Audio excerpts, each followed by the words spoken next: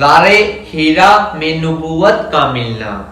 جب حضرت محمد صلی اللہ علیہ وسلم کی عمر شریف 40 سال ہو گئی تو آپ کو قدرت کی طرف سے نبوت کی نشانیاں دکھائی جانے لگی، یعنی سچے خواب آپ کو دکھائے جاتے جو دن کے اجالے کی طرح ظاہر اور سچ ہوتے۔ آپ رات میں جو بھی خواب دیکھتے وہ بالکل سچا ہوتا۔ 6 مہینے تک یہ سلسلہ چلتا رہا۔ سچے خواب اگرچہ نبوت کا 46واں حصہ ہے اور نبوت کا کل سمے 23 سال ہے۔ اس طرح جب غار ہیرا میں تنہائی میں رہنے کا 3 سال آیا تو اللہ تعالیٰ نے چاہا کہ زمین پر رہنے والے انسانوں پر اس کی رحمت و کرم کی بارش ہو تو آپ کو نبوت دینے کے لیے حضرت جبرائیل کو بھیجا۔ چنانچہ آپ روزانہ کی طرح ایک دن غار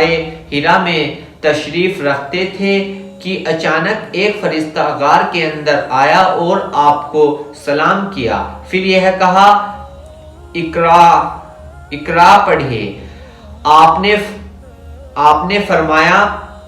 ما ان بکاری، یعنی میں پڑھا ہوا نہیں ہوں۔ اس کے بعد فرشتے نے آپ کو پکڑ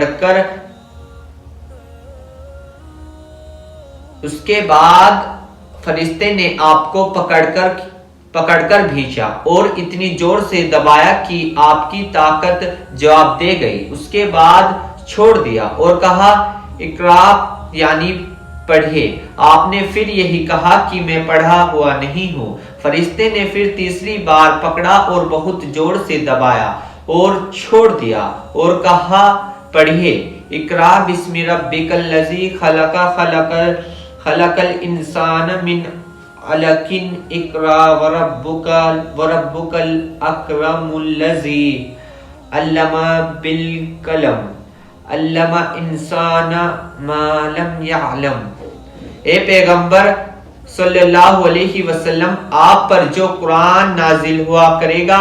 اپنے رب کا نام لے کر پڑھا کیجیے، یعنی جب پڑھیے بسم اللہ الرحمن الرحیم کہہ کر پڑھا کیجیے۔ جس نے مخلوقات کو پیدا کیا، نمبر 1 جس نے انسان کو خون کے لوتھڑے سے پیدا کیا، نمبر 2 آپ قرآن پڑھا کیجیے اور آپ کا رب بڑا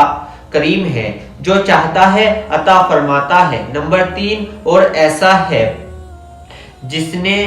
لکھے پڑھو کو قلم سے تعلیم دی، نمبر 4 اور عام طور پر انسان کو دوسرے سادنوں سے ان چیزوں کی تعلیم دی جن کو وہ نہ جانتا تھا، نمبر 5 حفیظ جالندھری کہتے ہیں اٹھا غار ہیرا سے ابر رحمت شان شک لے کر لبے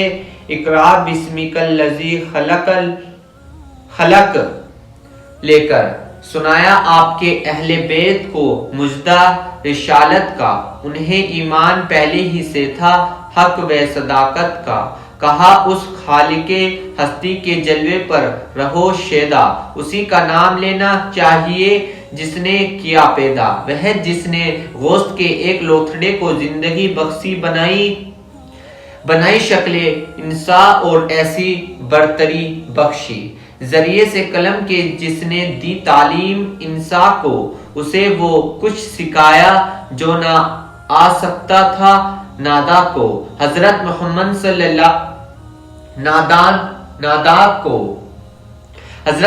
صلی اللہ علیہ وسلم کو نبوت ملنے کا واقعہ 21 رمضان مبارک پیر کی رات کو پیش آیا۔ اس دن اگست کی 10 تاریخ سن 610 عیسوی تھی۔ چاند کے حساب سے آپ صلی اللہ علیہ وسلم کی عمر شریف 40 سال 6 مہینے 12 دن اور انگریزی کے حساب سے 39 سال 3 مہینے 22 دن تھی۔ قرآن شریف کی یہ سب سے پہلی 5 آیتیں لے کر آپ گھر واپس تشریف لائے۔ آپ کا دل کانپ رہا تھا۔ حضرت خدیجہ کے پاس آ کر فرمایا جم میلونی مجھے ڈھانپو، مجھے کپڑا اڑھاؤ۔ حضرت خدیجہ نے آپ پر کپڑا ڈال دیا، یہاں تک کہ آپ صلی اللہ علیہ وسلم کی ڈر کی حالت دور ہو گئی۔ یہ ڈر کپکپی کی حالت حضرت جبریل علیہ السلام کے ڈر کی وجہ سے نہیں تھی، کیونکہ آپ کی شان اس سے بہت اونچی ہے، بلکہ اس وحی اللہ کے پیغام کے ذریعے جو نبوت و رسالت پیغمبری کی ذمہ داری آپ کو دی گئی، اس ذمہ داری کا بوجھ محسوس فرمانے اور فرشتے کو اس کی اصلی شکل میں دیکھنے سے طبعی انسانی مزاج کے طور پر یہ ڈر کی حالت پیدا ہوئی۔ حضرت عائشہ رضی اللہ عنہا فرماتی ہے کہ کچھ دیر بعد جب آپ کو تسلی ہوئی تو حضرت خدیجہ کو غار حرا کا پورا واقعہ سنایا اور فرمایا میری ایسی حالت ہو گئی ہے کہ مجھے اپنی جان کا خوف ہو گیا۔ حضرت خدیجہ نے فرمایا کہ ایسا ہرگز نہیں ہو سکتا، اللہ تعالیٰ آپ کو ہرگز ناکام نہیں کریں گے، کیونکہ آپ صلہ رحمی رشتوں کو جوڑنے کرتے ہیں، بوجھ میں دبے ہوئے لوگوں کا بوجھ اٹھاتے ہیں، بے روزگاروں کو کام پر لگاتے ہیں، مہمانوں کی مہمانداری کرتے ہیں اور مصیبت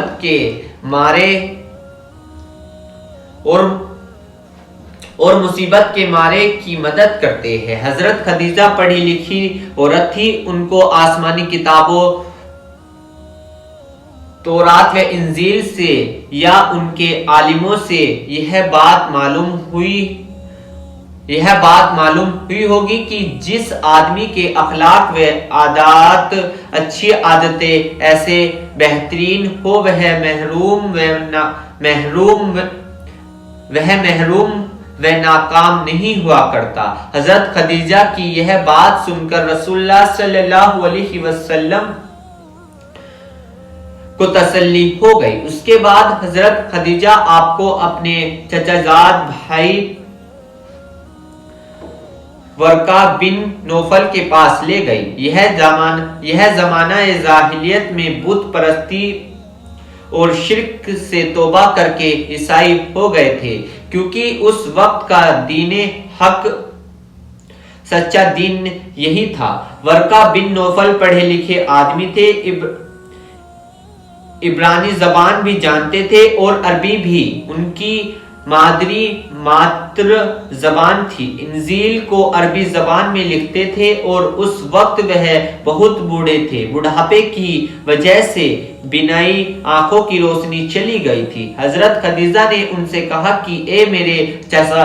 میرے چچا زاد بھائی، ذرا اپنے بھتیجے کی بات تو سنو۔ ورقہ بن نوفل نے حضور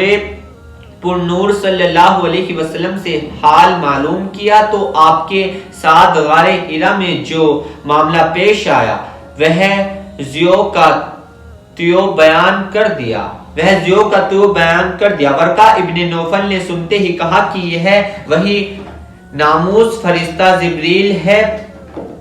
جس کو اللہ تعالیٰ نے حضرت موسیٰ علیہ السلام پر اتارا تھا۔ کاش میں آپ کی نبوت کے زمانے میں طاقتور ہوتا اور کاش میں اس وقت زندہ ہوتا جبکہ آپ کی قوم آپ کو آپ کے وطن مکہ سے نکالے گی۔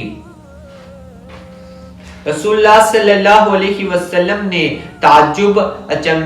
تعجب اچنبھے سے پوچھا، کیا میری قوم مجھے نکال دے گی؟ ورقہ نے کہا، بلا شبہ نکالے گی، کیونکہ جب بھی کوئی آدمی پیغام حق سچی بات اور دین حق سچا دین لے کر آیا ہے جو آپ لائے ہیں تو ان کی قوم نے ان کو ستایا ہے، اور اگر میں نے وہ زمانہ پایا تو میں آپ کی پوری طرح مدد کروں گا۔ مگر ورقہ اس بات کے چند دن بعد ہی انتقال کر گئے۔ صحیح بخاری و مسلم کی روایت میں ہے کہ ورقہ نے کہا کہ آپ کو خوشخبری ہو، میں گواہی دیتا ہوں کہ آپ وہی نبی ہیں جن کی حضرت عیسیٰ ابن مریم علیہ السلام نے خوشخبری دی ہے، اور آپ موسیٰ علیہ السلام کی طرح نبی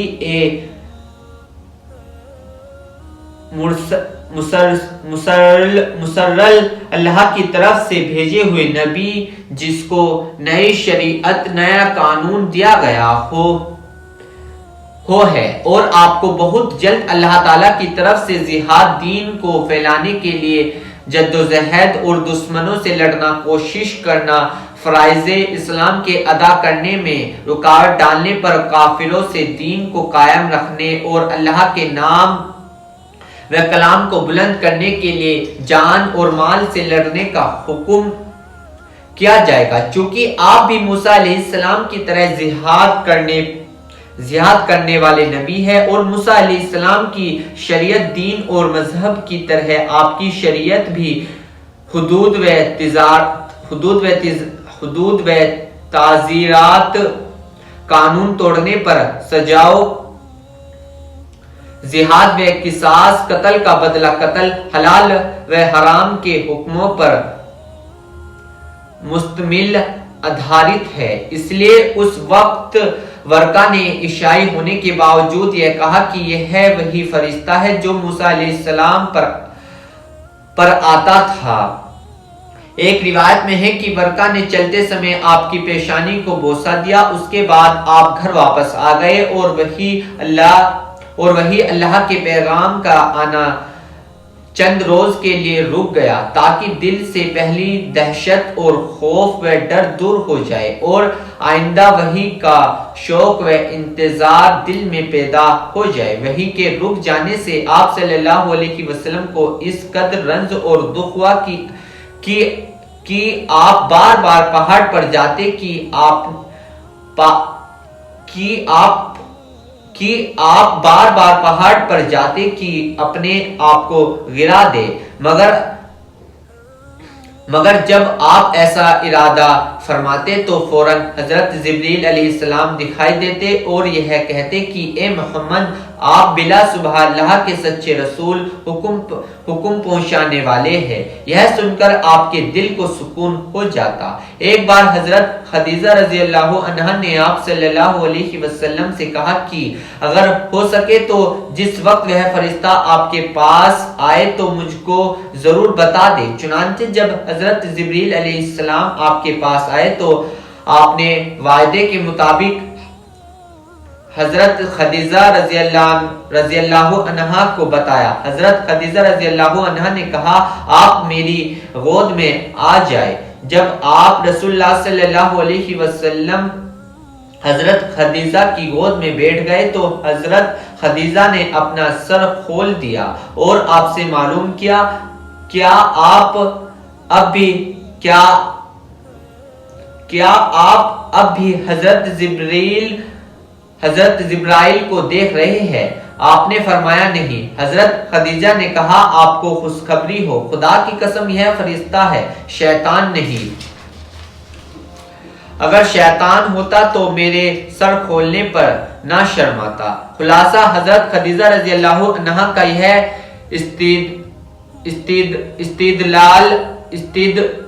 استدلال دلیل پکڑنا آپ کی نبوت اور رسالت پر عقلی تھا کہ ایسی خوبیاں اور اچھی عادتیں اور کمالات و فضائل بڑائی نبی ہی کی برکت والی ذات میں اکٹھا ہو سکتی ہے، اور ورقہ کا دلیل پکڑنا نقلی کتابوں سے پڑھا ہوا تھا کہ یہ وہی نبی اور رسول ہے جن کی حضرت عیسیٰ ابن مریم نے خوشخبری دی ہے۔ سلیمان تیمی اور موسیٰ ابن عقبہ لیکھکوں نے اپنی کتاب المغازی میں لکھا ہے کہ حضرت خدیجہ ورقہ سے پہلے اداس کے پاس گئی اور جبرائیل کا آنا بیان کیا۔ اداس نے جبرائیل کا نام سنتے ہی یہ کہا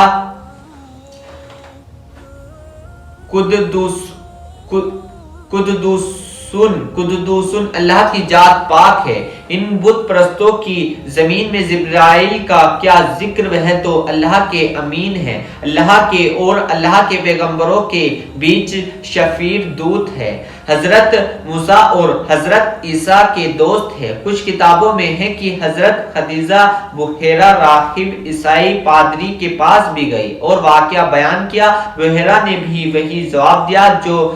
عداس نے دیا تھا۔ حضرت عائشہ رضی اللہ عنہا بیان کرتی ہے کہ حضرت خدیجہ نے ایک بار آپ سے پوچھا کہ ورقہ نے آپ کی نبوت و پیغمبری کو مانا لیکن اعلان دعوت سے پہلے ہی اس کا انتقال ہو گیا۔ آپ صلی اللہ علیہ وسلم نے فرمایا کہ میں نے ورقہ کو خواب میں دیکھا کہ وہ سفید کپڑوں میں ہے، اگر وہ دوزخ میں ہوتے تو کسی اور لباس میں ہوتے۔ حضرت عائشہ ہی نے یہ فرمایا کہ اللہ کے رسول صلی اللہ علیہ وسلم نے کہا ورقہ کو برا مت کہو، میں نے اس کے جنت میں ایک یا دو باغ دیکھے ہیں۔ بڑا فائدہ۔ حضرت خدیجہ رضی اللہ عنہا کا حضور نور صلی اللہ علیہ وسلم کو کبھی ورقہ کے پاس لے جانا اور کبھی عداس کے پاس جا کر آپ کا حال بیان کرنا، اس سے کسی شک اور شبہے کو دور کرنا اور یقین حاصل کرنا مقصد نہ تھا، بلکہ حضرت محمد صلی اللہ علیہ وسلم پر جو وحی کی وجہ سے ایک خاص قسم کا ڈر اور خوف انسانی فطرت کی وجہ سے ہو گیا تھا، اس کو دور کرنا اور تسلی دینا مقصد تھا تاکہ آپ کا ڈر اور دہشت سکون میں بدل جائے۔ حضرت خدیجہ رضی اللہ عنہا نے اپنے بھائی ورقہ بن